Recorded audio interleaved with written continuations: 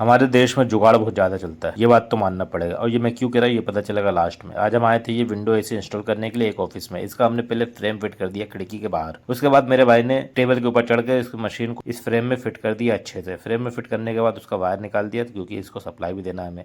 तो इसके बाद फिर मैंने आकर के जो है इसका ग्रिल देखा अच्छे से फिट कर दिया, क्योंकि इसका ग्रिल का जेक था कि जेक लगा करके इसमें स्क्रू की सहायता से हमने इसको अच्छे से टाइट कर दिया। टाइट करने के बाद भैया इसमें जो है लाइन दे करके इसको चालू करा तो इसमें आया कोड, क्योंकि ये वोल्टास एसी में कोड आता है। तो 84 आ रहा था, तो हमने उसका कोड निकाल करके इसको चालू कर दिया। और उसके बाद ये देखो आप जुगाड़, क्योंकि ये खिड़की टूटी हुई थी और ये ऑफिस है, तो भैया अभी इतनी जल्दी तो काम होगा नहीं। तो क्या करा इन्होंने लकड़ी के प्लाई के टुकड़ा लगा करके रस्सी से बांध दिया अच्छे से।